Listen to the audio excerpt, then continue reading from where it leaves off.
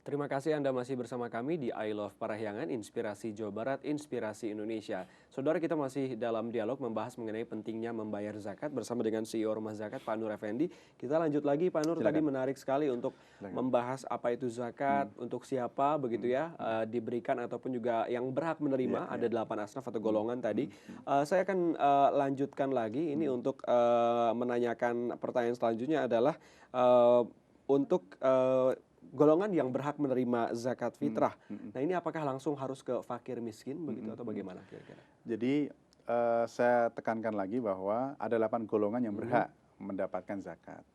Nah, ke siapa yang diprioritaskan, untuk mendapatkannya, itu mungkin nanti akan disesuaikan dengan wilayah masing-masing. oke. Jadi katakanlah kalau di wilayah A ternyata lebih banyak fakirnya, maka zakat itu sebagian besar diperuntukkan ke fakir. Setelah itu kemudian dicari golongan yang lain ya setelah fakir. Kemudian kalau di golongan B ternyata lebih banyak miskinnya, maka kemudian diprioritaskan ke distribusi ke golongan miskin ya. Dan itu nanti akan dibagi lagi ke yang lain. Jadi secara prioritas nanti akan disesuaikan dengan wilayah. Baik itu wilayahnya yang memang dia lebih banyak miskin, maka kita akan kasih ke yang lebih banyak miskin. Kalau kemudian wilayahnya ada yang fakir, kita berikan kepada yang fakir dan seterusnya. Oke. Untuk tahun ini Mhm, begitu ya, mhm, mengkategorikan seseorang mhm, dalam kondisi miskin ini seperti apa? Karena memang mhm, saat ini beberapa kendala yang tentunya mhm, dimiliki atau mhm, dialami oleh para mhm, pengelola mhm, mhm, zakat, amil mhm, zakat di beberapa mhm, masjid ini mhm. tentunya beragam begitu Iya, iya, permasalahannya. Mengkategorikan seseorang miskin itu seperti apa kira-kira? Apa dari penghasilannya ataupun iya, juga dari kesehariannya atau bagaimana, iya. Pak Nur? Sederhananya itu miskin itu pengertiannya dia memiliki pekerjaan atau penghasilan, tapi belum bisa mencukupi kebutuhannya.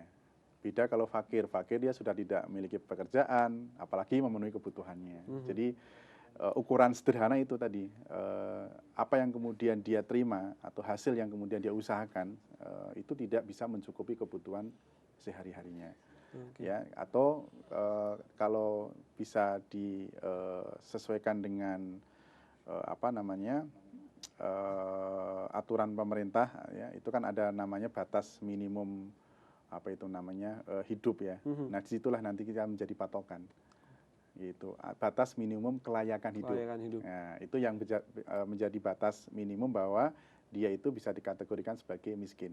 Tapi Mhm. secara umum bahwa miskin itu adalah orang yang punya pekerjaan tapi tidak bisa mencukupi kebutuhannya. Oke, artinya jika memang jumlah Mm-mm, penerima zakat fitrah yang ada dengan tahun sebelumnya berbeda mm-mm, atau bisa dikatakan menurun, mm-mm, ini kalau memang taraf hidupnya sudah meningkat, mm-mm. tidak perlu lagi dikategorikan miskin dan tidak berhak menerima zakat fitrah itu. Betul begitu, Oke, betul betul. baik. Untuk selanjutnya ini amilin atau Mhm, amil zakat mhm, juga memiliki hak begitu untuk betul. menerima bagian dari zakat fitrah. Bagaimana dengan ketentuannya? Iya, amil ini pengelola ya. Mhm, Jadi kayak rumah zakat ini kan pengelola zakat. mhm. Dalam At-Taubah 60 itu disampaikan yang berhak menerima zakat itu adalah salah satunya adalah amil. Amil zakat. Nah, ketentuannya itu amil ini mendapatkan seperdelapan.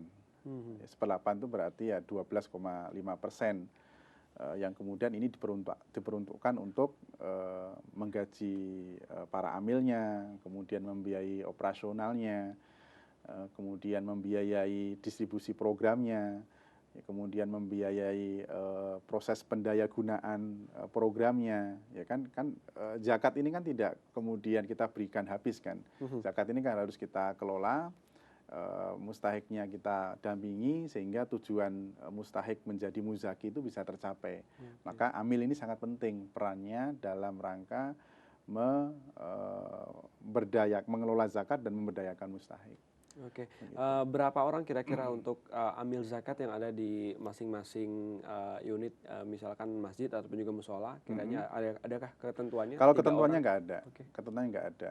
Yang penting memang tidak melebihi ketentuan yang ada. Artinya jangan sampai amil yang ada itu mengambil porsi lebih dari 12,5% itu. oke, Kayak rumah zakat itu ketentuannya 12,5%, tapi rumah zakat ngambilnya cuma sekitar 6-7%.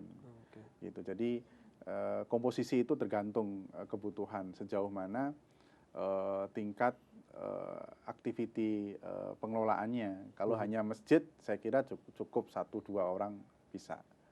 Gitu. Oke, baik. Bicara mengenai pengelola zakat yang juga mendapatkan bagian zakat fitrah, karena memang masuk dari salah satu golongannya begitu ya, amil zakat.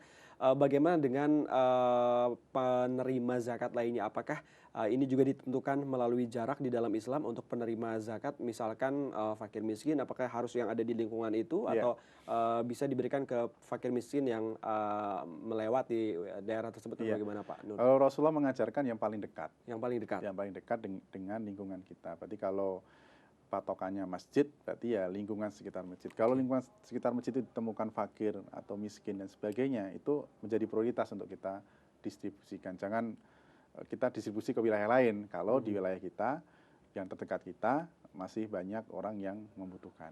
Oke, artinya diprioritaskan di wilayah terdekat. Lingkungan terdekat. Oke, baik. Nah, bicara mengenai ketentuan membayar zakat fitrah, waktu yang ditentukan ini bagaimana? Apakah memang harus sesuai dengan apa yang dianjurkan? Begitu artinya sebelum terbitnya matahari, begitu ya, di malam terakhir Ramadan, atau bagaimana? Jika tidak sesuai dengan ketentuan yang ditentukan? Batas maksimal akhirnya itu ya menjelang sholat id itu, atau yang paling afdolnya memang sebelum terbitnya fajar. Jadi itu masih masuk dalam kategori bahwa dia diterima sebagai zakat fitrah.